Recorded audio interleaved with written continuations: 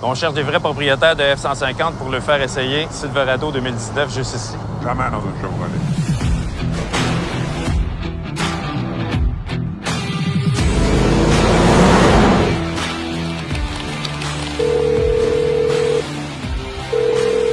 Oui, bonjour. Oui, salut Nicolas, c'est Guillaume pour le camion. Denis, Guillaume. je viens voir le pick-up. Enchanté? Enchanté, enchanté. Ça, vite de même, c'est en quelle année, ça? 2010. C'est pas votre premier, ça, vous? Non, c'est mon troisième F-150. La raison de la vente? C'est le temps de passer à d'autres choses. Chevrolet, l'avez-vous déjà essayé? Non, je vais rester dans le fond. Moi, j'ai le truck à mon beau-frère aujourd'hui. C'est sûr que je cherche pour de l'usager. Y aller pour le neuf, c'est sûr que je m'en vais avec le Silverado. Es-tu game de l'essayer? Assis-toi dedans. Tu veux que je l'essaye, là? Envoyez donc. Ça vous tente-tu? Ben, je roule, moi, je t'avertis. Ah, il y a un beau son. Très silencieux avant que t'en parles. Là, tu vas voir, il y a un piton, là. 4x4. Garde-toi.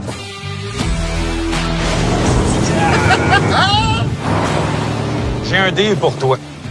Je repars avec ton vieux camion, puis en échange, tu me signes une promesse d'achat que ton prochain camion, c'est un Silverado 2019. C'est tout qu'un offre, ça.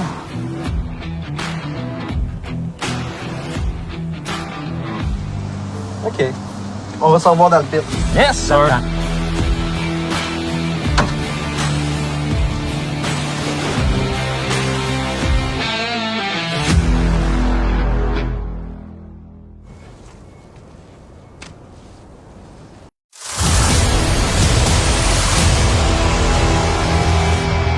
La passion de la chasse et de la pêche coule dans nos veines depuis la nuit des temps. Cette passion s'est transmise de génération en génération. Ensemble, faisons en sorte que cette flamme ne s'éteigne jamais.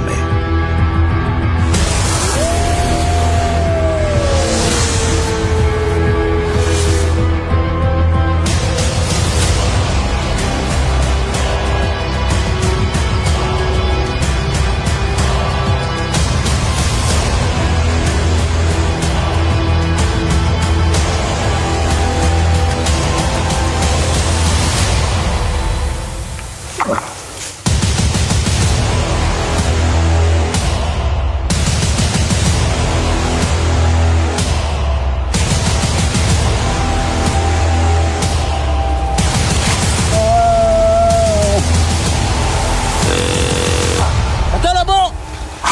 Hey, calme-toi!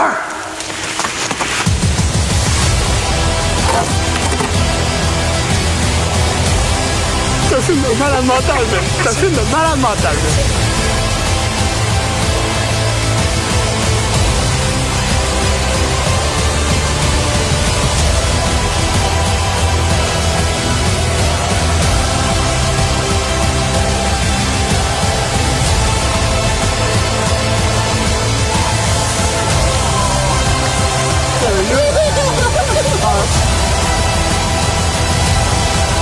J'espère que tu filmes, je te touffe.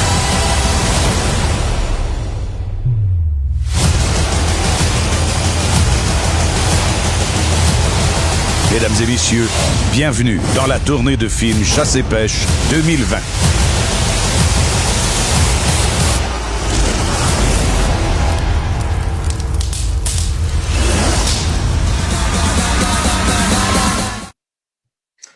Alors bonsoir tout le monde, c'est vraiment encore un plaisir de vous retrouver pour nos lives du mercredi soir. Écoutez, je pense que nos chasses sont pas mal terminées. Il va rester encore de la chasse dans le côté ontarien, mais point de vue chasse au Québec, ben pas mal tout est quand on parle du gros gibier, il faut bien s'entendre.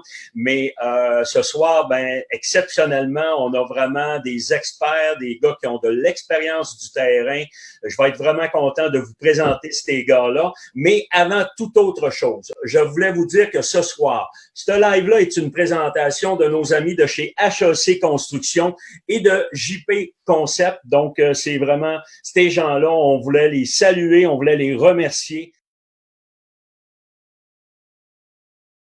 fameux live. Alors, la gang, ce soir, faut pas oublier aussi que on va avoir un beau cadeau à faire tirer. On va avoir une casquette et peut-être une belle petite surprise qu'on garde ça pour la toute fin. Donc, on va vous garder pour justement vous faire part de cette petite surprise en plus de la casquette. Alors, ça va être dit dans quelques instants. Pour le moment, qu'est-ce que je fais? C'est que je présente mes intervenants ce soir. Je vais commencer avec mes partenaires. Kenny Burns, comment ça va? Hey, ça va bien, ça va bien. J'espère que tout le monde va bien aussi à la maison. Fait qu'on est bien content. Cette semaine, on parle de chevreuil. On a deux experts qui viennent nous jaser puis qui viennent un peu démystifier. On a des nouveaux règlements qui ont rentré en ligne de compte cette année. Fait qu'on veut en parler et on veut voir un peu l'opinion de tout le monde là-dessus. Absolument. Et j'ai le plaisir de aussi notre ami, le petit rein au nez rouge, Jason Tremblay-Morneau. Hey, Jason vient faire une petite incursion avec nous autres pour... il dit qu'il est tanné qu'on parle de chevreuil. Il dit que la semaine prochaine, il va être là, mais on va parler mousse un peu, on va parler orignal, mais il voulait nous parler d'un petit quelque chose. Je pense que pour une idée cadeau, c'est excellent. Oui, c'est ça. Écoute, ce soir, je voulais prendre juste un petit 5 minutes là, pour voir, justement, c'est la gang de chevreuil, donc je les laisse avec ça. Ils connaissent ça pas mal plus que moi. Moi, la semaine prochaine, je vais être là avec l'orignal, mais pour vous dire, OK, Noël s'en vient. Si vous voulez commander un livre, des fois, pour faire un cadeau, juste un petit rappel. Le livre, La bête, comment chasser l'orignal. Justement, Charles est là. Charles qui nous a aidé énormément à écrire ce livre-là. Super de bons livres. Tout le monde, c'est des super de bons commentaires. Recevoir ça en cadeau, c'est certain que les gars vont être contents. Donc, pour les maniaques de chasse, pour commander, c'est sur production avec un stfcp.com. Donc, moi, je vous laisse là-dessus. Je vous laisse avec ces passionnés-là. Puis, écoute, on se revoit la semaine prochaine. On va parler d'orignal. Excellent. Hey, Jason, merci beaucoup pour ta présence. Puis la semaine prochaine, je te promets que je reviens avec du mot, c'est sûr et certain.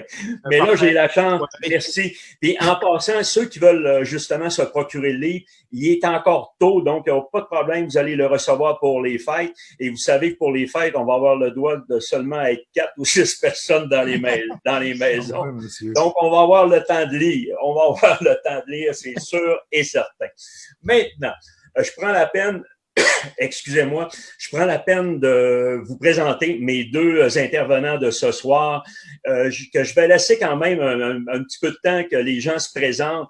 Je vais commencer avec Luc Brodeur. Luc qui est technicien agricole. Mais Luc, je sais que tu as une passion plus que technicien agricole. Tu es un chasseur de chevreuil et je pense qu'on va en jaser à soir.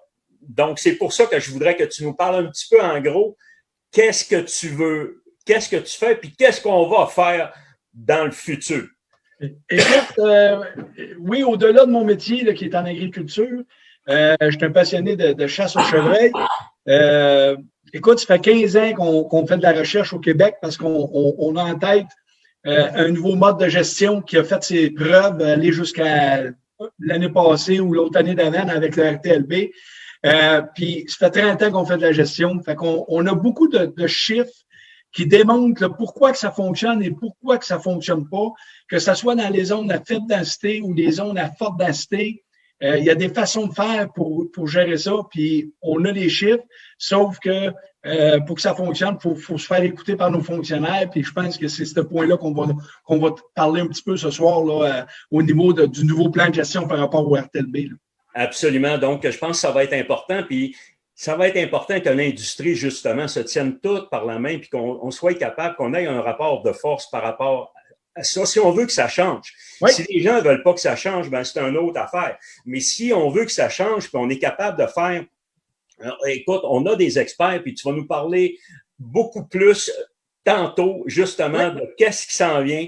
Oui. Il y a un regroupement qui s'en vient, on n'en parle pas trop, mais je vais te laisser la parole sur ça. Tantôt. Et on a l'occasion d'avoir mon ami Charles-Henri Doris qui est avec nous, qui est écrivain, chroniqueur et formateur, autant pour la chasse au chevreuil que la chasse à l'orignal. Alors, Charles, bienvenue. Merci. Salutations tout le monde. Moi ici ce soir, écoutez, contrairement un petit peu à Luc, on est deux grands passionnés de chevreuil. Je suis un gars de terrain. Moi, je suis un petit peu le gars qui s'occupe beaucoup des gens, monsieur tout le monde. Moi, je connais beaucoup. Je suis à même de tâter le pouls de la population, des gens qui ont des petits terrains, des gens qui ont pas nécessairement des grands moyens. Puis, ce que je vais m'efforcer aussi de faire aujourd'hui, ce soir, c'est de dire aux gens, qu'est-ce qui se passe au Québec? Comment pense le chasseur moyen?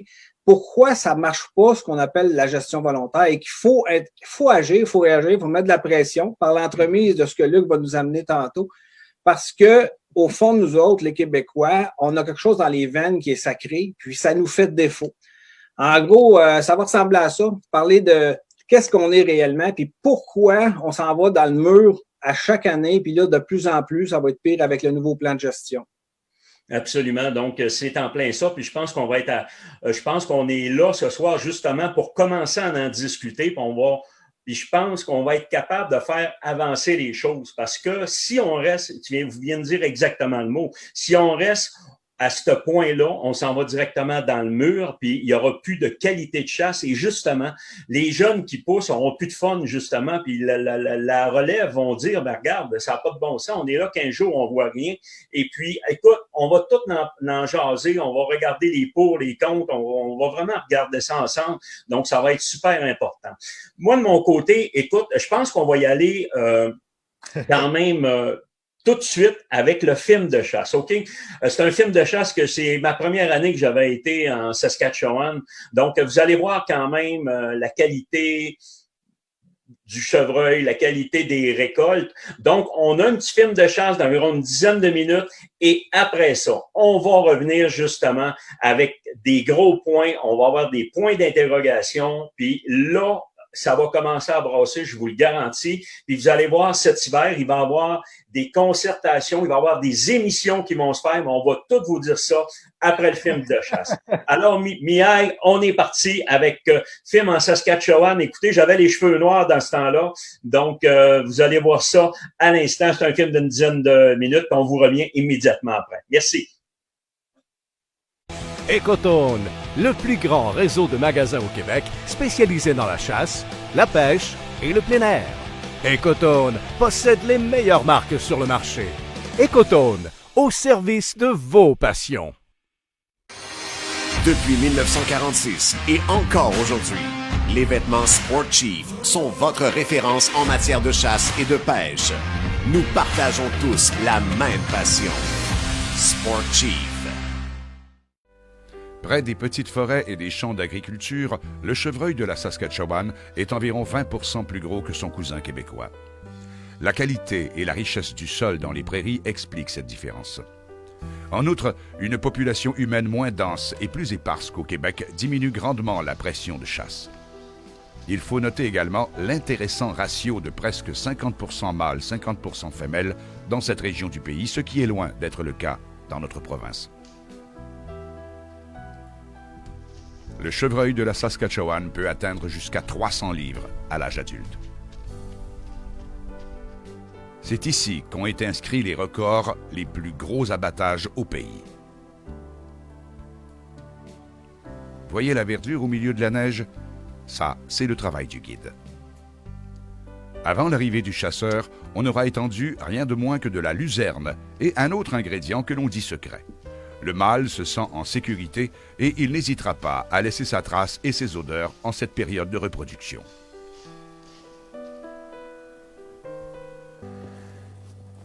Hey la gang! Avec les photos que notre ami Claude nous a montrées hier, là, qui a été pro spot, là, imaginez le trip que j'ai d'aller m'asseoir aujourd'hui dans le cache. Imaginez-vous ça. On va aller voir ça, puis je vous emmène avec moi. Je capote. Yes!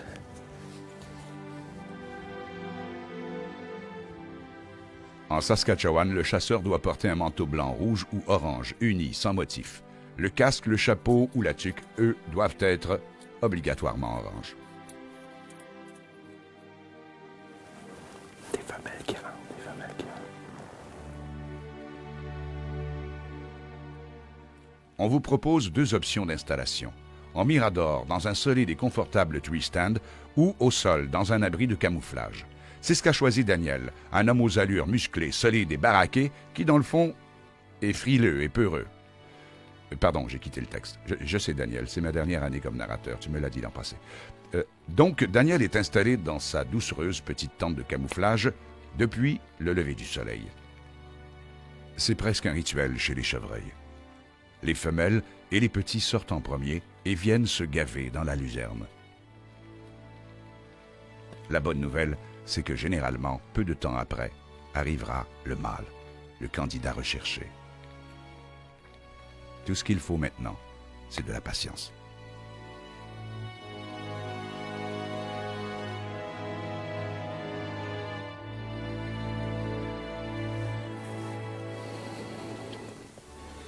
Vraiment du chevreuil, vraiment. La vie familiale est encore plus évidente chez le chevreuil de la Saskatchewan. Souvent, la femelle conditionne l'heure des repas entourée des petits qui mangent et s'amusent. Ces cellules familiales ne voyagent pas beaucoup. Au fil des jours, elles bougeront de quelques centaines de mètres, mais demeureront sensiblement dans le même secteur. La notoriété et l'autorité du mâle est claire. Avouez qu'il y a des jaloux dans la salle. Pour l'équipe de Western Trophy Outfitter, la préparation est l'élément le plus important. On ne laisse rien au hasard. La présence continue des caméras de surveillance sur les sites permettant de voir la présence et les habitudes du gibier, l'épandage de nourriture sélectionnée, ainsi que le positionnement bien calculé des chasseurs que l'on souhaite toujours à une distance variant entre 50 et 120 verges de l'animal, s'avèrent des conditions rigoureuses que s'impose le pourvoyeur. L'expérience de Claude Juteau et ses guides est mise au service des clients qui souvent viennent de très loin. Outre l'abattage, on veut que l'expérience soit maximale.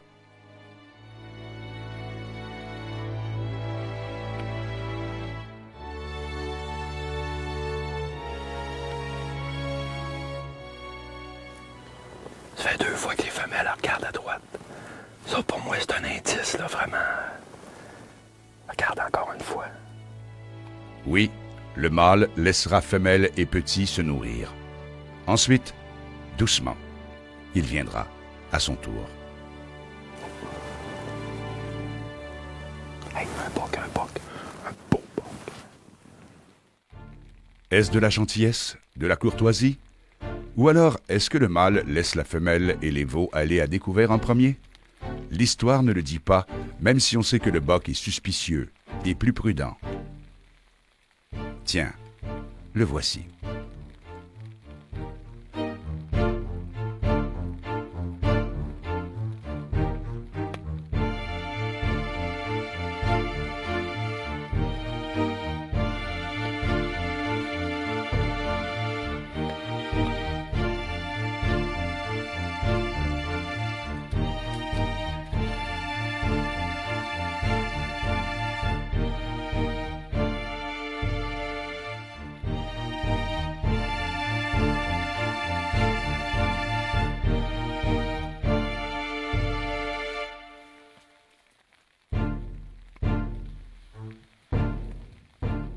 Le temps est venu de passer à l'action.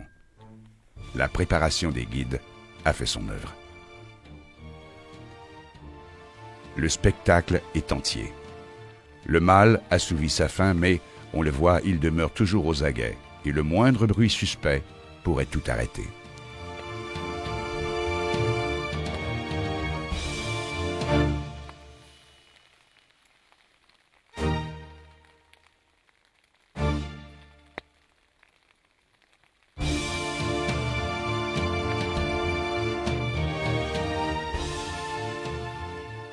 Daniel vit le moment qu'il attendait.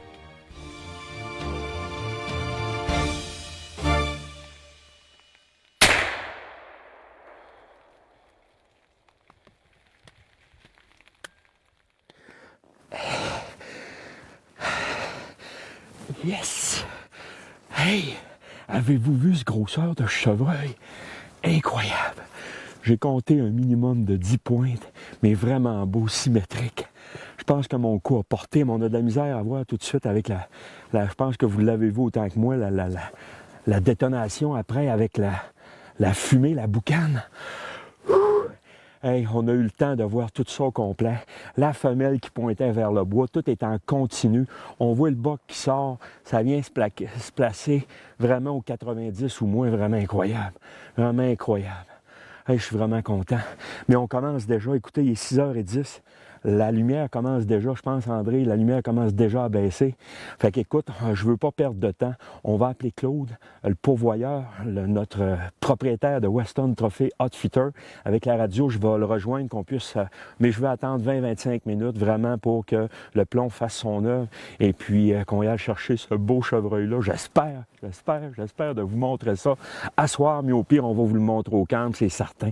Hey, la gang, je vous laisse sur ça, puis on va aller voir ça. J'espère ensemble. Yes! Oui, monsieur! Cette fois, le mâle aura eu une mauvaise intuition. Il regardait à gauche, mais le coup est venu de la droite.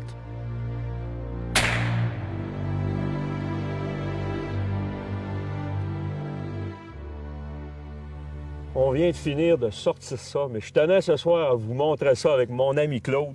Hey Claude, vraiment, un service exemplaire, puis tu m'as fait vivre de quoi vraiment d'extraordinaire, parce que récolter un chevreuil mature de cette envergure-là, c'est vraiment impressionnant. Ben écoute, Dan, c'est un super beau boc que tu as tué là. Oui. Puis tu as bien fait à maudit de prendre ce boc-là, parce qu'écoute, c'est un chevreuil très mature, c'est un chevreuil d'à peu près 3 ans et demi, 4 ans et demi. Oui. Avec un 5x5, il y a 5 belles pins sur un bord, il y a un spread d'à peu près 17-18 pouces. Il y a de la masse, il y a des belles bras de teigne. Absolument. C'est un chevreuil que tu passes pas ça. Absolument. Ben non, puis je pense pas que j'avais l'intention de le passer aussi. Mais Claude, je tenais quand même à montrer ça aux gens à soir. On est des gars de même, il faut qu'on lui montre ça direct. C'est de même, pas attendre puis attendre, mais je pense que ça fait partie de nous autres même. Puis je tenais quand même à regarder le service qu'on a eu. Vous êtes venus sortir ça avec... Je me voyais pas tout seul à soir sortir ça, ouais. Écoute, il a fait environ 250 pieds. Je sais qu'on a mis... Écoute, tu es arrivé avec l'équipement puis les affaires, les autres gars. Ça a fait la job, puis j'en suis encore vraiment content. Puis je tenais encore à te remercier. Écoute, avec ça, je pense que Claude, je pense que nos amateurs vont être servis à soi. Ben écoute, ça me fait plaisir, Dan. Ça me fait plaisir. Puis c'est un service comme ça qu'on veut donner à tout le monde. Service hors pair du début à la fin de la chasse. Vraiment important. Puis là, il va rester mon chum Norm qui, écoute, le meilleur s'en vient pour lui. Il n'y a rien eu de... Ben, je sais qu'il y a eu quand même de l'activité sur son site, mais là, pour l'instant, il n'y avait pas encore abattu. J'ai été le chanceux. Fait que moi, il va me rester à me reposer. Fait que Claude, encore, merci beaucoup. Leader depuis plus de 6 décennies dans la fabrication d'embarcations d'aluminium, Princecraft s'est toujours démarqué par sa qualité, sa fiabilité et sa durabilité. Que ce soit pour la pêche, la plaisance ou les sports nautiques, toutes les embarcations Princecraft possèdent une gamme d'options diversifiées qui combleront vos attentes. Faites le choix d'une embarcation durable et d'une qualité exceptionnelle. Allez au princecraft.com pour configurer l'embarcation de vos rêves. Qui sait, votre rêve deviendra peut-être réalité. Princecraft, dominez-le.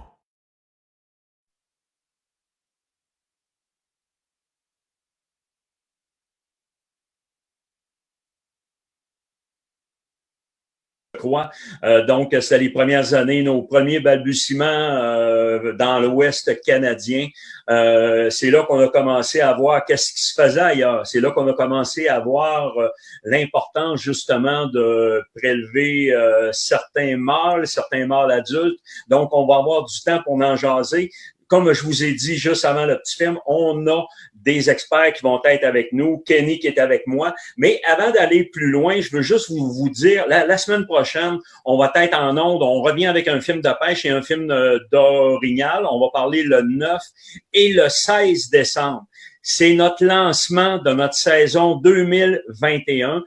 Et sur notre saison 2021, on va avoir notre teaser 2021 qui va être en ligne. On va vous présenter ça en justement en première. Donc, on va avoir des invités spéciaux là encore. On va parler justement de notre programmation hivernale. Puis attendez-vous à toutes que des surprises, ça, je vous le garantis. Alors, c'est un rendez-vous encore la semaine prochaine, le 9, et notre nouvelle programmation à partir du 16 avec le lancement de notre saison 2021. Avant d'aller à nos intervenants, moi, j'ai un de mes amis qui est dans Chasse Québec, qui m'a envoyé 2 petits cadeaux. On parle de sauce et d'épices de pâtes barbecue. Puis c'est pas des farces, là. Je le fais parce que je les aime bien, la gang de Chasse Québec, de mon ami Michel. Et puis, qu'est-ce qui est important? C'est des nouvelles sauces et épices qui sont faites en partenariat avec Chasse Québec et Pat Barbecue. Et je voulais vous lire qu'est-ce qu'on m'a dit. OK, ça va prendre 30 secondes. c'est un produit qui va sur lequel, justement, c'est un produit québécois qui est assemblé par Pat Barbecue, qui est le seul fabricant d'épices au Québec. OK? Il a remporté un prix mondial pour ses épices et pour sa sauce. Donc, présentement, les épices Chasse Québec et Pat Barbecue sont à base de canneberge, produits très québécois avec une touche pimentée accessible à tous, ce qui donne à ces produits une saveur du terroir québécois de renommée mondiale. Tout comme nos gibiers, la gamme rouge sauvage est composée pour le moment d'une épice pouvant à la fois servir de rubbing ou simplement d'assaisonnement aux plats préparés et d'une sauce pour accompagner les plats de gibier. Vous savez qu'on est des chasseurs-pêcheurs. Il y a aussi une épice de poisson qui est aussi disponible ayant comme nom marée sauvage. Pour les poissons, les fruits de mer, les légumes, c'est à 9,99 pour l'unité et pour la boîte cadeau, on parle de 19,99. Ça inclut l'épice rouge sauvage et la sauce rouge sauvage. Les gens qui veulent justement, commander le produit, ils peuvent aller sur patbarbecue.com. C'est également chez les marchands d'alimentation, les boucheries, les magasins spécialisés barbecue pour Chasse Québec. Le Chasse Québec, c'est un regroupement de guides de chasse, chroniqueurs, formateurs et conférenciers ayant à sa tête mon ami Michel Terrien. Ces épices sont une façon pour nous de valoriser les prises des chasseurs québécois jusqu'à la table. Alors, c'est un... Cool, Dan, puis j'ai vraiment hâte à Noël que tu m'envoies mon kit cadeau d'épices. Mon cadeau, écoute, il n'y a pas de trouble, je te fais parvenir ça. Alors, merci encore, Chasse Québec, pour votre cadeau. Et je vous promets qu'on va déguster ça, qu'on va vous donner de ces nouvelles-là, mais il paraît que c'est excellent. Alors, merci encore.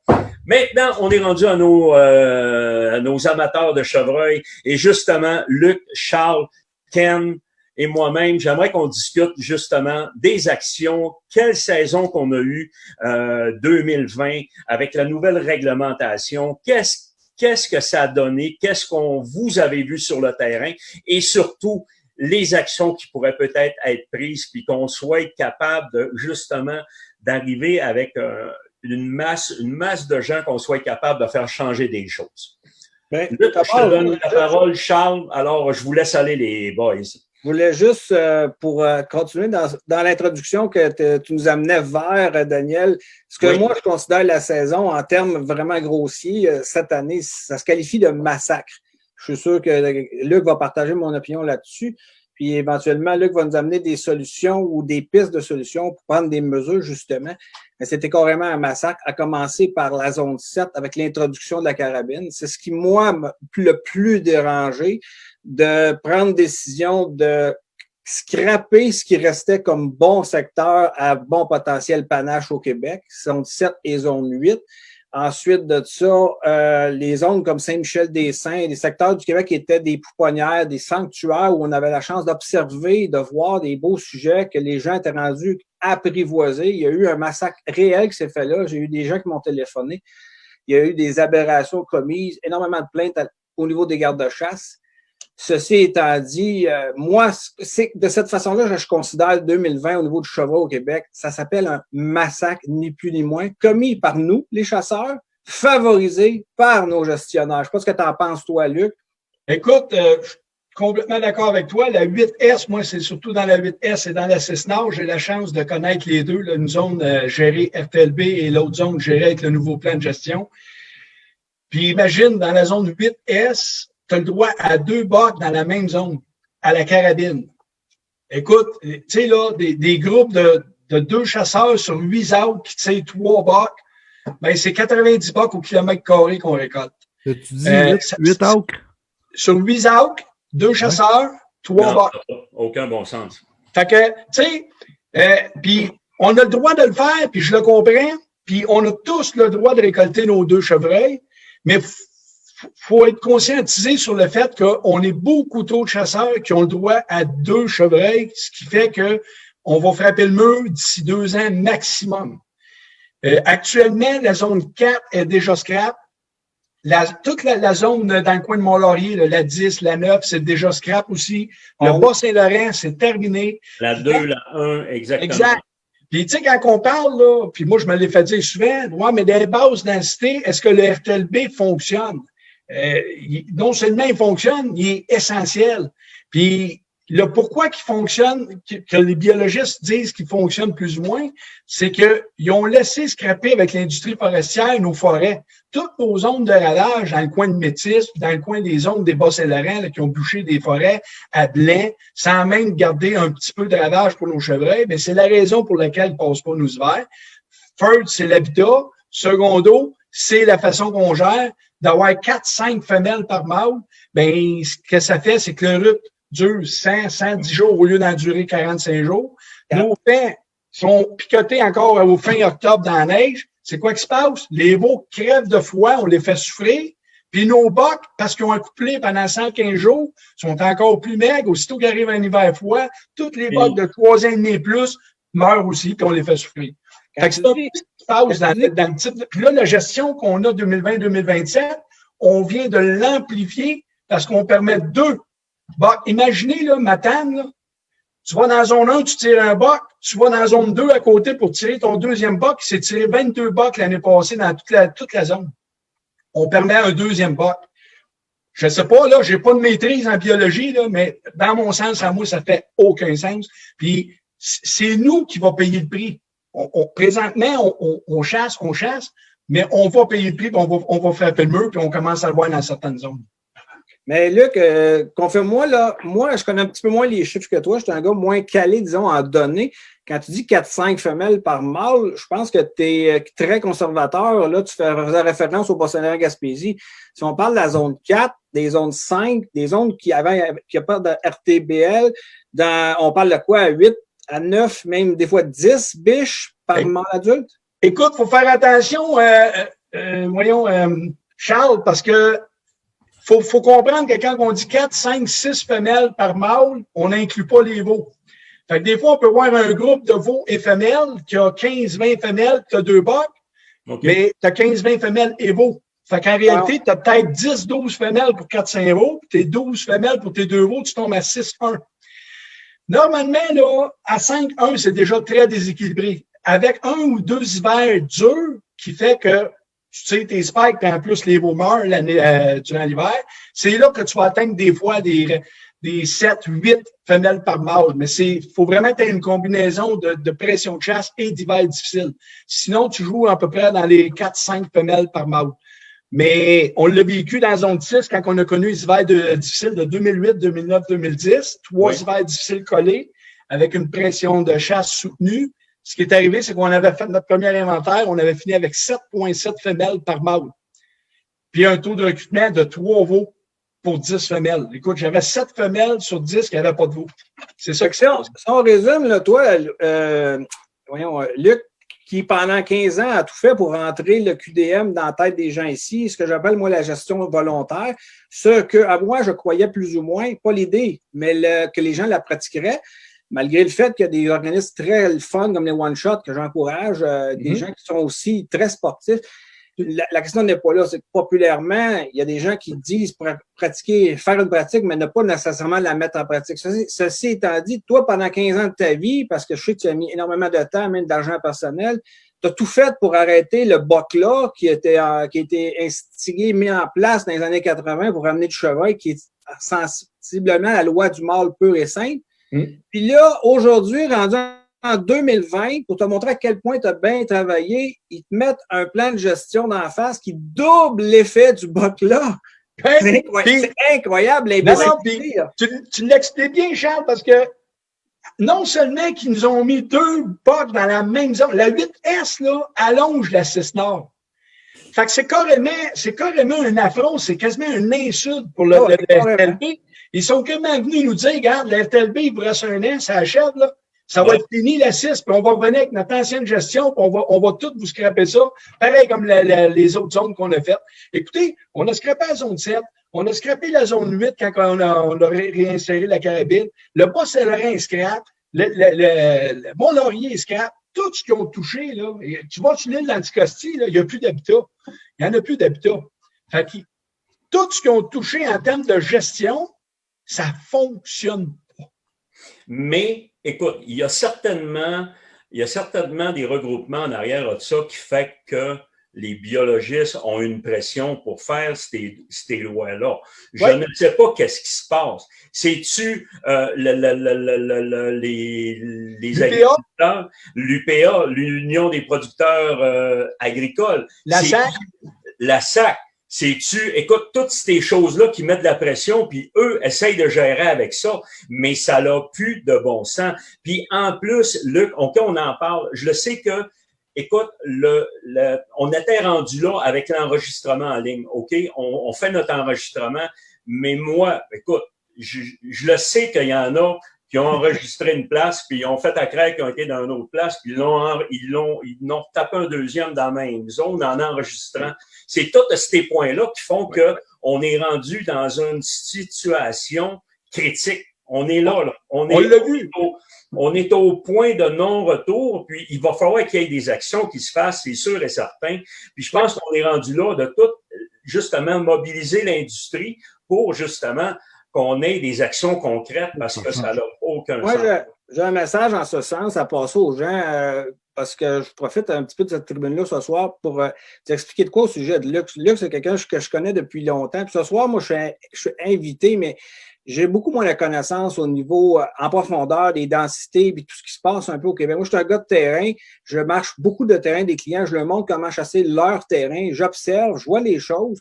Puis je connais les gens, je connais l'attitude des gens en général. Puis les gens en général, malheureusement, les Québécois, et heureusement, le sang, dans notre sang coule dans nos veines coule un sang de chasseur. Puis malheureusement, pour nous, ce qui est gestion volontaire, l'idéologie est terminée. Ça donne même rien de continuer à y croire parce que les gens, la façon c'est inculqué en eux, s'ils voient de quoi de légal, ils veulent le flinguer.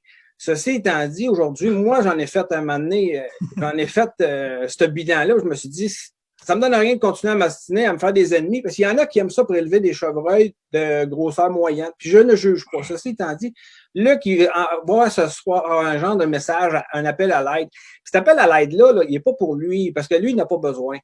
Il est pour nous, les chasseurs. Parce que nous, on a un certain âge, les 4 gars qui sont là ce soir, mais il y a de la relève. Puis moi, j'ai connu le chevreuil dans les années mi-80. Ça m'a pris 7 ans d'en tuer un. 7 ans à tuer un chevreuil, pas parce que j'étais pas bon.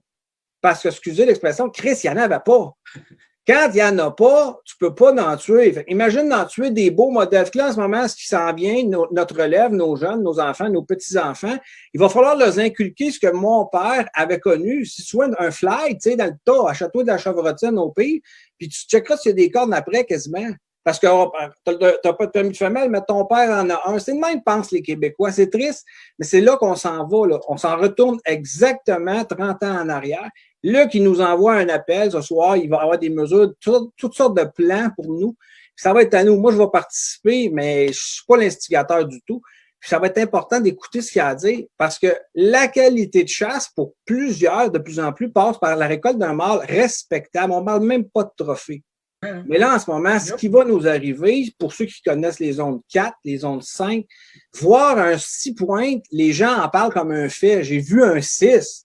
Hey, un 6 pointes, à 80% du temps, c'est un buck d'un ennemi. Ceci étant dit, je te laisse la parole. Là, je sais que tu en as beaucoup à dire ce soir. Non, mais c'est parfait. Tu sais, là, je reviens un peu à ce que Daniel a dit tantôt. Oui, la pression vient, tu sais, les biologistes, là, il faut qu'ils fassent plaisir aux agriculteurs, il faut qu'ils fassent plaisir à la SAC, il faut qu'ils fassent plaisir au public, il faut qu'ils fassent plaisir aux chasseurs.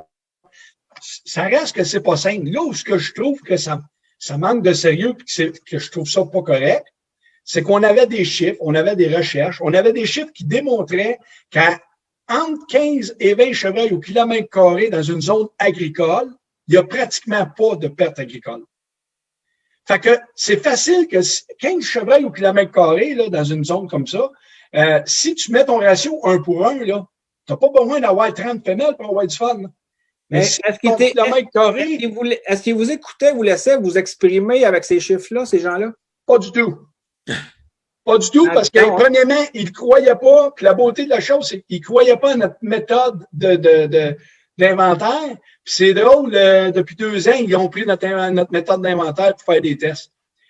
Fait que, tu sais, mieux que ça, sur 8 points du RTLB, quand on a apporté tu sais, quand on a présenté le projet RTLB, là, on s'entend, là, on avait tous des professionnels alentour de nous autres. Là. C'est pas, on fait pas ça à peu près. Là. On a des ingénieurs forestiers, des techniciens de la faune, des techniciens agricoles. C'est tout du monde sur le terrain qu'on s'assit. On a fait 8 points pour que le RTLB fonctionne. Savez-vous comment ils l'ont accepté sur 8? Ils n'ont accepté 1. 1 sur 8. Saviez-vous quoi? Il y en a peut-être 3 ou 4 sur 8 qui ont ramené dans le nouveau plan de gestion. C'était juste pour nous dire que, regarde, c'est pas toi qui mène ça, c'est nous autres. Exactement. C'est en plein ça, puis ça va être clair, net et précis. Ça m'affecte, puis c'est pas la question de dire, regarde, ils prendront tous les honneurs s'ils veulent, ça, je m'en fous. Moi, ce que je veux, c'est que les générations qui s'en viennent, premièrement, ceux qui chassent aujourd'hui, là, qui ont 55, 60, là, ils ont le goût de connaître une qualité de chasse pas à scraper pour le restant de leur jour. Puis les jeunes qui s'en viennent, là, c'est un manque de respect pour les gens qui veulent une qualité de chasse. Puis c'est un manque de respect envers le gibier. Parce qu'on fait souffrir nos veaux, on fait souffrir nos vieux bacs, parce qu'on gère tout croche.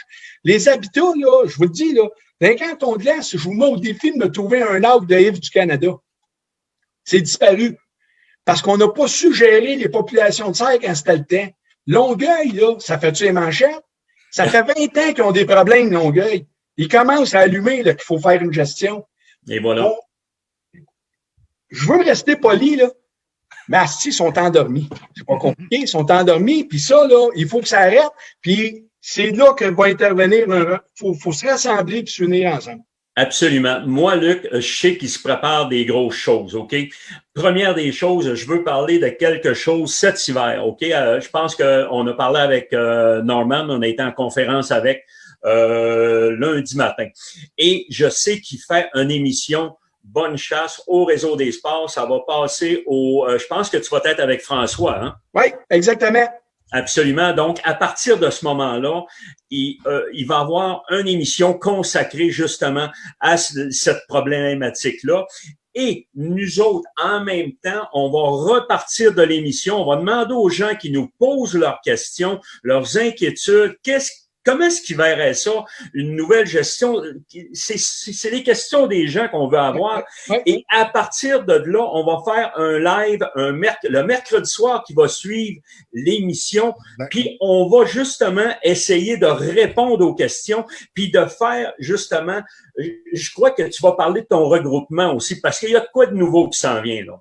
Il y a de quoi de nouveau, puis tu sais, Daniel, là, ça fait longtemps qu'on travaille, moi et François, puis qu'on n'avait jamais mis, parce que c'était pas à point. Là, je pense qu'on a vraiment trouvé la formule. Je peux pas nommer le nom tout de suite parce que ça va sortir fin décembre. Mais je vous le dis, suivez les réseaux sociaux de Multifonds ou de moi, Luc Brodeur, sur Facebook. On va annoncer ça. Après ça, on va pouvoir partager, ça va s'étendre. Puis, on va avoir notre site web de ce regroupement-là. Puis, tout ce que vous allez avoir à faire, ça coûte 0. Tout ce qu'on veut, c'est une signature, votre nom, courriel, soumettre, puis ça va juste, vous allez nous donner le mandat de faire ce qu'on a commencé avec le RTLB, mais à grandeur du Québec.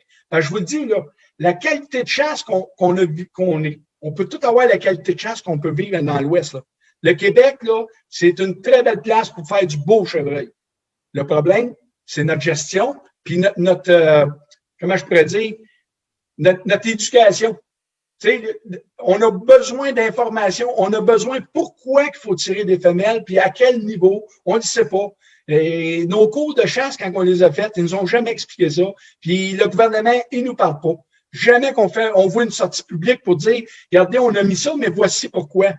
Ils le font pas. Ils sont pas capables de communiquer, ils sont pas capables de nous parler en tant que chasseurs. Fait que les chasseurs sont laissés à eux-mêmes, puis ils ont le droit.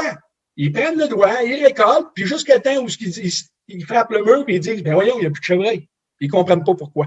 C'est pas de leur faute. Ils se tournent vers un autre loisir ou un autre gibier à chasser.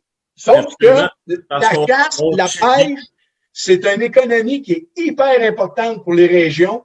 Puis si on perd ça, ben c'est une économie qui s'envole. Puis les régions, c'est pas facile d'amener du monde dans les régions, là, si c'est pas pour la chasse. Absolument. Mais il faut bien se comprendre. C'est sûr qu'il va y avoir des mécontents au travers de tout ça. Puis ça, on le sait. Mais on essaye justement de relever cette qualité de chasse-là. Comme on disait tantôt, des jeunes mâles, on dit pas qu'il faut plus qu'ils s'en prélèvent, mais est-ce que il y aurait possibilité, il pourrait-tu avoir un tirage au sort, il pourrait-tu avoir qu'est-ce qui pourrait être fait? Donc, c'est ça qu'on va arriver avec des actions concrètes. Puis je veux justement, je suis là pour, écoute, moi, je suis juste un média qu'on est capable justement de faire avancer le projet.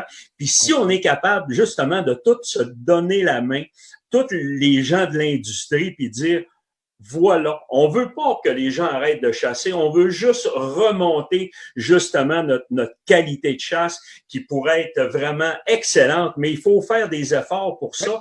Puis je pense que Luc, Charles, Kenny, on est tous là pour justement pousser ça. Puis les gens qui vont vouloir embarquer avec nous autres, ben je vous promets qu'on va justement essayer de faire bouger les choses. Ouais, exactement. Puis Daniel, tu sais, faut juste se conscientiser du fait que, regarde, j'ai 15 acres, on est 6 chasseurs. C'est-tu normal qu'on récolte 12 chevreuils sur 15 acres? Se poser la question, se dire que, tu sais, à un moment donné, tu peux empoigner un, puis tu seras pas plus malheureux du fait que tu n'empoignes pas 2 parce que tu as le droit à 2. Là. Il faut juste être conscient des effets parce que ce qu'on récolte en trop, c'est nous autres qui va payer pour anyway. On va le frapper le mur, puis on va arriver avec une qualité de chasse qui va être beaucoup moindre, puis qu'on n'aura pas de plaisir dans le bois. Là. Ça va venir à ça, c'est sûr et certain. Mais tu sais, la conscientisation, Luc, corrige-moi si je me trompe, c'est un travail que des gars comme toi et plusieurs autres du domaine là, ont travaillé extrêmement fort dans les 15 à 20 dernières années, autant par écrit dans les magazines, réseaux sociaux, etc. Tu es d'accord avec moi que les gens, le chasseur moyen, là, monsieur tout le monde, là, qui représente peut-être 75 à 80%, va chasser une fin de semaine ou 2, des fois un week-end de 3 jours. Il n'a pas le temps de lire ou il ne veut pas lire, il n'a pas cet intérêt-là. Non. Lui, la conscientisation, excuse l'expression, mais c'est encore lisse. Pourquoi? Parce qu'il n'est pas maniaque au degré que toi, tu l'es et que moi, je le suis. Donc, la conscientisation, elle ne fonctionne pas pour lui parce que si le règlement lui permet de récolter un tel segment de la population et il voit et il a le droit à un deuxième, c'est un peu comme une limite au canard. Il a le droit à 6, s'il envoie 6, il en flingue 6. Ce qui est regrettable, moi, ce que j'ai constaté auprès des chasseurs, surtout la masse populaire, les gens, ce que j'appelle monsieur tout le monde, qui est souvent mon client, moi, les gens, ce qu'ils vont dire, oui, je veux une meilleure qualité de chasse, ils vont voter oui dans les sondages que la Fédération nous a fait, mais ils ne l'appliqueront pas si ce n'est pas un règlement. Ça prend un règlement. La situation de chasse, ça change un petit peu. Puis, je suis 100% d'accord, ça prend absolument une réglementation, mais une réglementation qui est comprise, qui est intelligente dans le sens que, tu sais, on a un nombre, là, la 6, il ne faut pas se le cacher, la 6 nord, la 6 sud. Encore aujourd'hui, dans la 6 sud, il y a des zones, micro-zones, il y a des pertes de contrôle de densité. Puis, dans les années 2000, aller jusqu'à 2007, il y avait des pertes de contrôle dans la zone 6 nord aussi. Ces zones-là, là, on sait que pour contrôler la densité, ce qu'il faut, c'est faire récolter des femelles. Quand que tout le monde dit, ouais, brother, il fait dire qu'il faut récolter des femelles, c'est à cause de lui qu'on scrape nos territoires. Non, c'est la façon qu'on les récolte, des femelles. C'est sûr que s'il faut que tu en récoltes 5 puis tu en récoltes 10, ça se peut que ça plante. Mais on est capable d'évaluer, selon le nombre de bocs qu'on récolte, si dans la zone 6 nord, il faut récolter 4000 femelles pour maîtriser la densité, bien, mettons un permis double abattage de 4000 femelles, que tu n'as pas de permis de boc, tant que tu n'as pas tué ta femelle, ils vont tomber. Puis là, à partir de là, tu auras ton permis bonus, puis là, tu chasseras ton 3 points et plus, puis si tu n'en vois pas, tu as de la viande dans le congélateur, puis il n'y a pas de stress. Ça, c'est une gestion intelligente. Tu vas dans le Bas-Saint-Laurent, au lieu de faire tuer 2 bocs dans le Bas-Saint-Laurent, là, fais un tirage au sort, puis il y en a qui aiment ça, de la viande. Ils sont pas obligés d'avoir des panaches. Il y en a un paquet qui disent des cornes, ça se mange pas. Fine. Ben, tu fais un tirage au sort, puis au lieu de faire un double abattage là-bas, ben, tu dis, ceux qui sont tirés à la femelle, tu vas avoir juste le droit à la femelle, mais tu vas avoir de la belle viande. Puis les autres, ils chasseront de 3 points et plus. Tu viens de doubler ta quantité de chances de récolter un gibier, tout le monde est plus content, puis tu augmentes ta qualité de cheptel. Tes veaux vont mieux passer les hivers, puis tu vas, sans augmenter en fou ta densité, parce qu'on s'entend que c'est les habitats qui sont scrap dans le Bas-Saint-Laurent, là. Puis on a d'ouvrages à faire avec l'industrie forestière. Puis je fais une parenthèse, là. Je travaille en agriculture, puis les agriculteurs, ils font le devoir. Dans le sens qu'ils réduisent d'année en année le pesticide, ils travaillent le sol pour améliorer le structure de sol puis le matière organique. Ils investissent, il y a des investissements, des subventions pour améliorer le méthode, pour garder notre ressource en bonne santé. En forêt, ils font quoi? Zéro. Ouais. Il n'y a rien de réglementé. S'il faut bûcher dans un ravage, on le fait, puis on en parlera après. Puis c'est pour ça que le Bas-Saint-Laurent est scrap. Puis c'est pour ça qu'il y a juste 2 chevreuils au kilomètre carré. Puis si on avait des beaux ravages, peut-être qu'on pourrait monter à 4, 5 chevreuils au kilomètre carré. Absolument. Que ça reste des forêts. L'habitat est vraiment essentiel à la survie. Tu n'as pas le choix. Tu as 2 choses. Gestion de cheptel, gestion de l'habitat. C'est les 2 points. S'il en manque un des 2, il y a de quoi qui ne marche pas. Fait que, écoutez, on a juste pour vous donner là, un point là, qui est super intéressant, là, on a fait une recherche avec un ingénieur forestier puis un prof responsable de l'Université Moncton en foresterie. Ils ont fait une recherche là, tout le long des lignes du Bas-Saint-Laurent. C'est collé sur la ligne. Ils ont découvert que c'est directement proportionnel. Quand le ratio est plus égal, le ratio de 3-1, le taux de survie dans l'hiver 2019, on le sait, l'hiver 2019 a été très difficile. Le taux de survie pour les ratios 3-1 était de 57 %. Les taux de survie pour des ratios 4-1 étaient de 33 %. Et le taux de survie à des ratios 5-1 était de 20 %. Est-ce que j'ai changé de quoi? Non. Avec l'effet d'avoir un ratio plus égal, le route est plus court, nos veaux sont prêtes pour l'hiver, nos box ont moins souffert de stress de route. On perd moins de chevreuils, puis savez-vous quoi? Sans même travailler l'habitat, on a amélioré la santé de notre cheptel. Fait que si on rajoute une gestion au niveau de l'habitat par-dessus ça, le Bas-Saint-Laurent, là, une couple d'années, puis ça va remonter tranquillement. Mais ça prend les 2. Si on fait juste la gestion, ça ne peut pas fonctionner. Absolument. Mais écoute, c'est en plein ça. Quand on parle d'un automne comme on vient de passer, un automne avec une pression de chasse quand même qui est énorme, avec le prélèvement de 2 bocs, on arriverait avec un hiver exécrable avec un hiver. Écoute, on sortirait au printemps, ça serait pas des farces, là, ça serait un fiasco. Donc, c'est pour ça qu'il faut qu'il y ait une volonté politique aussi. Oui. Nous, de notre côté, oui, on peut aller faire un tour à l'Assemblée nationale, mais il va falloir qu'on y aille rencontrer nos dirigeants puis dire qu'on est une gang. Et puis c'est ça qui va être important, le poids de cette masse-là, qu'on soit tous ensemble, qu'on puisse justement mettre justement de la pression à nos dirigeants puis qui commencent à nous écouter. Puis je pense que de nous écouter, on parle des chasseurs. Là, c'est ça qu'il faut dire. Je te donne un dernier exemple, Daniel. Là. Oui. Un dernier exemple. La Zac-Owen, à Rimouski. Oui. 615 km². Il reste à peu près 2 chevreuils à peine au kilomètre carré. La ZEC a voulu faire un projet RTLB. Le ministère a descendu à la ZEC faire un meeting pour leur dire on n'en veut pas. Et voilà. Les gens veulent un changement et ils n'en veulent pas. Puis là, écoute, ça fait 10-15 ans que ça va pas bien à Zac-Owen, là. Ça baisse. En 2019, ils ont récolté 22 bocs sur 615 km². Leur moyenne, en général, c'était 80 à 100. Hey. Là, on expliquait au ministère, ta gestion, là, ça fait 40 ans que tu protèges la femelle, puis ça fait 40 ans que ça va mal. On peut-tu essayer d'autres choses? Absolument. Ils savent pas quoi faire. Ils savent juste pas quoi faire. C'est insultant parce qu'ils veulent pas nous écouter. Puis là, on va faire.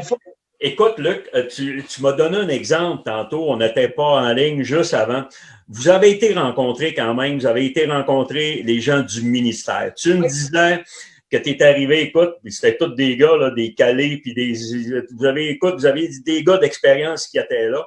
Puis, sur 8 recommandations, tu es arrivé.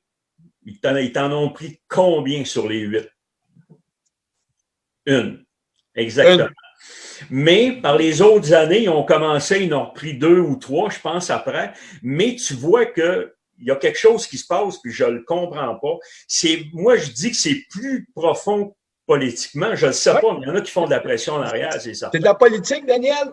Écoute, quand ils nous ont présenté le projet là, final, je vais te dire, là, au premier point, c'était d'accord, 3 points d'un côté. Au deuxième point, quand c'était pas ce qu'on avait mentionné, on a levé la main. On s'est fait dire, si vous intervenez encore, on met le projet à sa tablette et le projet FTLB est terminé. Et ce qu'on vous présente aujourd'hui est gelé dans la glace et il n'y a pas de négociation. Hey, moi, j'ai une question pour toi, Luc. Dans toutes tes démarches que tu me parles, là, c'est poussé, c'est fondé, c'est des démarches relativement scientifiques. Oui. Toute l'énergie que toi, François Pelletier et des collaborateurs avaient mis pour aider le gouvernement à mieux gérer pour le plaisir de la masse populaire, combien vous les avez chargés? Connaissez-vous beaucoup de gouvernements? On veut pas que tu dises le prix, Luc, c'est énorme. Non, mais écoute, je sais c'est combien, c'est ça. Moi, non, c'est ça. Puis c'est pas croyable qu'un gouvernement, il n'y a pas un pays qui peut se permettre d'avoir une équipe d'experts passionnés qui le font par simple passion, qui ont les meilleurs chiffres, les meilleures ressources, ils mettent du temps, du cœur, qui arrivent avec de quoi de bon, puis qui le disent, excusez l'expression, va te coucher. C'est pas croyable qu'on soit géré par ça, là. Puis, là, à la base, là, tu sais, j'ai commencé en 2004. La première rencontre avec le biologiste en chef, qui était M. Huot, c'était en 2004, que j'avais rencontré avec Jean Légaré. Puis, la seule chose qu'il a retenue de notre 2 heures de rencontre, c'est les chasseurs de gros bocs qui veulent la RTLB. Ben, regarde, et voilà. Pendant 1h30 de temps, on lui avait expliqué que c'était fallait récolter un nombre X de femelles pour équilibrer nos ratios, puis de laisser les chevaux. Puis normalement, là, tu sais, on s'entend, là, c'est normal qu'il y ait des gros bocs. C'est ça que la nature veut. C'est nous autres qui dérèglent tout ça, là, mais d'avoir des bocs de 1 an, aller jusqu'à 8-9 ans, c'est ça, une normalité. On va parler d'âge. On ne parlera même pas de grosseur de panache. Non. On va parler d'âge. L'âge qu'un chevreuil va vivre, si tu le dis, c'est 9-10 ans. Ouais. Ben, nous autres, dans les zones, on se prive des 8-9 meilleures années de sa vie. Tu sais, je veux dire. Fait que là, si on se fie à l'humain, là, tu sais, on va transférer ça chez l'humain, là. Ça veut dire qu'un adolescent, là, à 14 ans, merci, toi, ta vie vient de finir, mon chum, là. Terminé. Je veux dire, quand on dit, hey, on est des chasseurs de gros bocs, c'est pas vrai. On veut un troupeau en santé. C'est ça qu'on veut. C'est juste ça qu'on veut. Juste ça qu'on veut. Oui. La base, elle est là. Ça va nous permettre de pouvoir pratiquer un sport qu'on aime. D'un côté, parce que dernièrement, j'ai fait un post sur Facebook, vous l'avez sans doute vu, ça a été partagé pas mal, puis j'ai eu beaucoup de réactions à ce niveau-là. Il y a 2 types de réactions qui ont été fortes. C'est qu'il y en a qui ont perdu des gens pour des accidents de la route sur des chevreuils, OK? Puis là, il y en a qui me disaient comme argument, écoute, hey, il y a 50% de plus d'accidents causés par un chevreuil qu'il y avait depuis 2017. Ce qu'ils ne disent pas, c'est que le nombre de chauffeurs est en croissance incroyable, mais le cheptel n'a pas changé. Le cheptel est resté stable. Fait que dans le fond, tu sais, c'est pas le fait qu'il y ait plus de chevreuils, le problème. Non, c'est pas en argent juste dans les mâles qu'on baisse le cheptel. Non, absolument pas, parce que les femelles, les autres, leur espérance de vie aux femelles est beaucoup plus élevée qu'un mâle. Fait que si on ne les récolte pas, les autres, ils s'accumulent. Un mâle peut en accoupler plus de 10 durant l'automne. Fait que... même pas, Charles. Ça serait surprenant, tu resterais surpris des chiffres. Les accoupler, c'est une chose. Les rendre à terme, c'est une autre chose. Oui. Puis les études nous ont démontré qu'à des ratios de 5-6 femelles par mâle, ben, même si les femelles sont accouplées à 95%, les chiffres, c'est 94,5%, là, ben, rendu à l'automne, avant l'hiver, il en reste à peu près 35%. Parce que la femelle reçoit son veau, admettons, je vous donne un exemple, son veau naît fin juillet, parce qu'elle a été accouplée trop tard. Fin juillet, là, les plantes dans le bois, là, qui sont toutes lignifiées, le taux de protéines a planté drastiquement. C'est quoi qui fait le lait de ces femelles? C'est la protéine. Fait qu'elle n'est même pas capable de produire le lait pour nourrir ses 2 puis ses 3 veaux. C'est quoi qui se passe? Ben, le veau, il t'offre pas aller jusqu'à l'automne. Fait qu'il y a des abandons, il y a des avortements parce que la femelle est accouplée trop tard en janvier. Puis là, elle est en stress à cause du foie, de la nourriture, tout. Fait que ça colle pas. Fait que quand on calcule tout, oui, 94 à 95% des femelles sont accouplées, mais ce qui reste à l'automne avant l'hiver, c'est à peu près 35%. Là, tu n'as pas passé l'hiver. Si tu frappes un hiver dur, tu en perds 40, 50% des veaux, ça fait pas fort. C'est pour ça que le Bas-Saint-Laurent, il n'arrive pas à se relever parce le cheptel n'est pas dynamique. Il n'est pas en santé. Et à chaque fois qu'on frappe un hiver, les chiffres le démontrent, ça plane et ça marche pas. Absolument. Ben écoute, les gars, je suis tellement content de la conversation qu'on a pu avoir à soir. Surtout informer les gens. Vous êtes des experts, vous êtes des gars de terrain, on est chacun nos forces, mais ça me passionne quand vous parlez de vos expériences, parlez de votre historique, qu'est-ce que vous faites sur le terrain, puis surtout les connaissances que vous avez, que moi, ben écoute, vous me submergez de statistiques, ça m'impressionne. Moi, les gars, je peux vous donner mon appui à 100%. Je pense que Ken est là aussi. Oui. Je pense que Charles est là avec de son côté beaucoup ses réseaux sociaux. J'ai juste un dernier mot, monsieur le coupe-à-parole, Daniel. Je m'adresse aux gens directement. Je fais référence au mouvement qui avait été soulevé pour le fameux registre québécois des armes à feu. Oui. Les gens, en général, ont pointé dans toutes les directions. Ils ont pointé les gens de l'industrie, ils ont pointé les guides, les écrivains, ils ont pointé des gens comme moi. Ils nous ont accusés à tort de ne pas s'occuper d'eux et de ne pas se lever parce qu'on gagnait notre vie dans ce domaine-là. Un pourcentage a pris la peine de venir à Montréal. On avait fait une petite manifestation. Écoutez, on a fait rire de nous autres haut la main 200 personnes durant un salon chasse-pêche à Montréal qui étaient à l'extérieur pour protester. Vous ferez le tour des réseaux sociaux pour savoir qui était là. Vous étiez où, vous autres, monsieur et madame tout le monde? Là, ça va être important de ne plus niaiser que le POC parce que, comme Luc l'a mentionné, c'est l'avenir de la chasse qui en dépend. Puis, c'est sérieux, là. C'est beaucoup plus sérieux qu'on le pense. Il a une équipe de gars chevronnés et des études poussées comme Luc, François Pelletier, on fait rire d'eux autres face à nos gouvernements qui ne connaissent rien dans la patente. Donc, ça va être important que là, vous embarquez, puis ça ne sera pas grand-chose à l'avoir à faire, mais de le faire, puis d'insister pour que d'autres viennent signer. Ça, c'est étant dit, je souhaite bonne soirée tout le monde.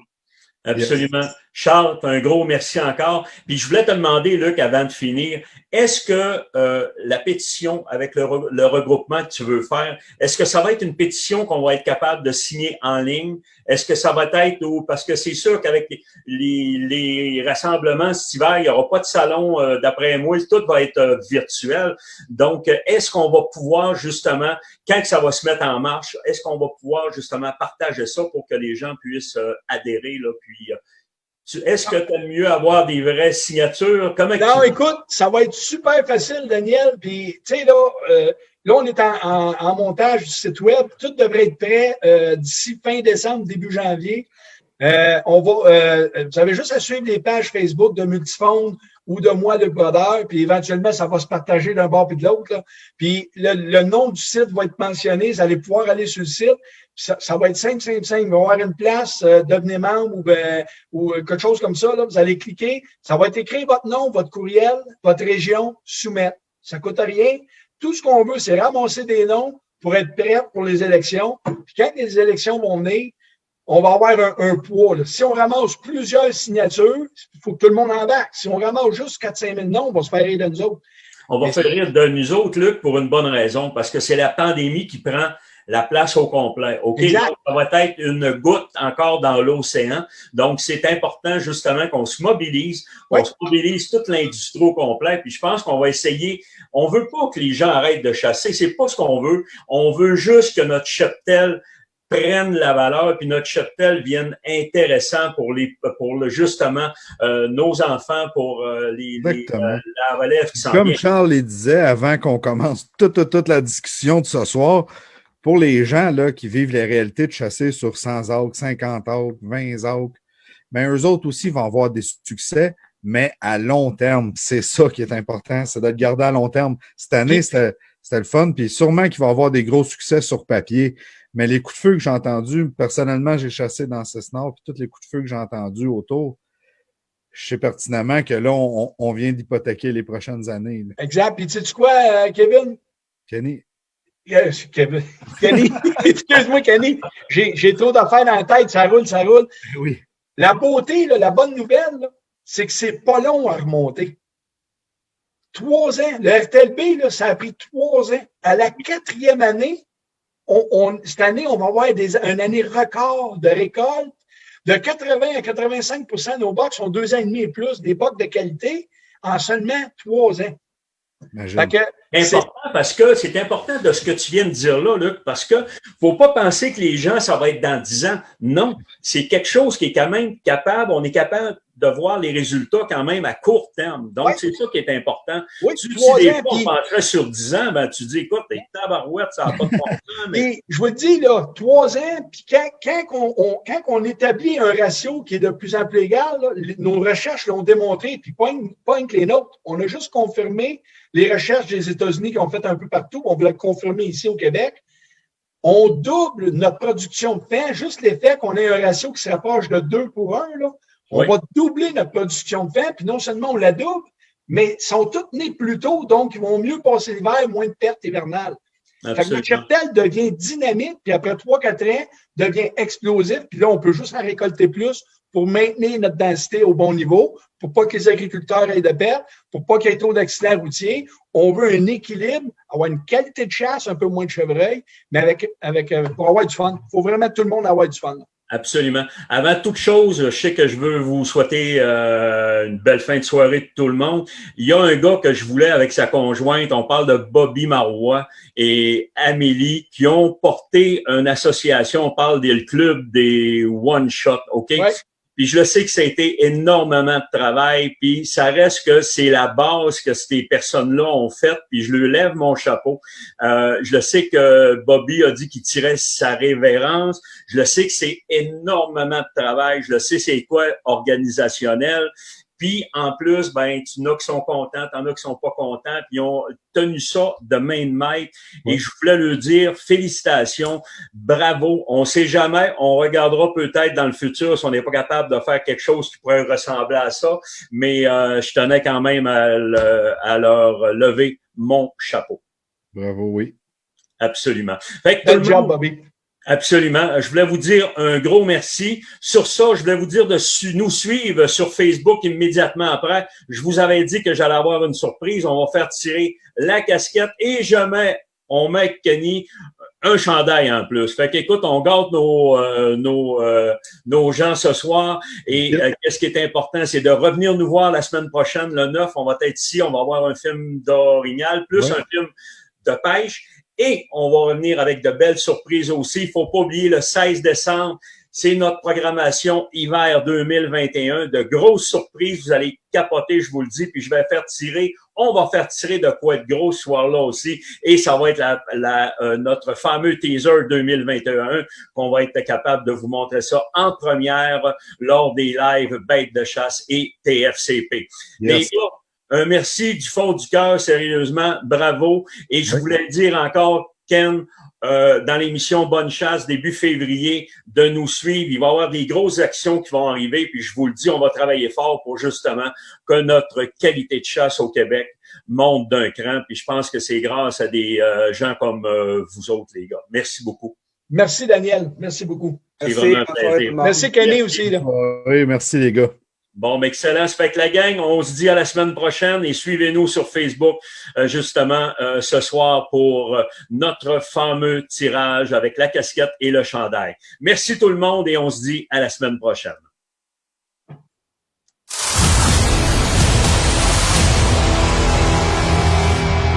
La passion de la chasse et de la pêche coule dans nos veines depuis la nuit des temps. Cette passion s'est transmise de génération en génération. Ensemble, faisons en sorte que cette flamme ne s'éteigne jamais.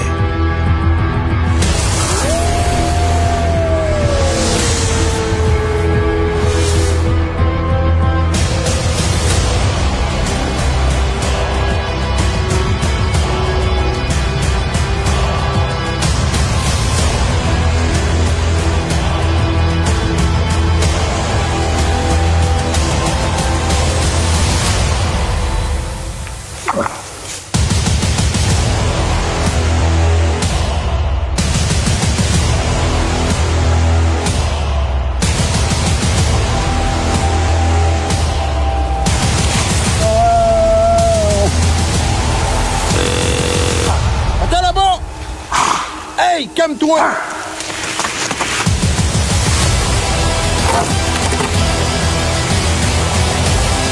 C'est un film de malade mental, man. C'est un film de malade mental, man.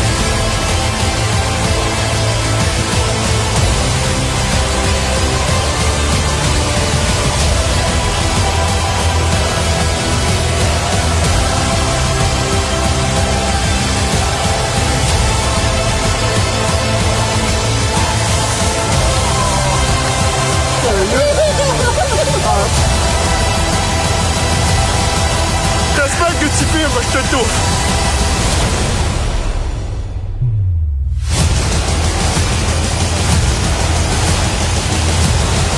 Mesdames et messieurs, bienvenue dans la tournée de films Chasse et Pêche 2020.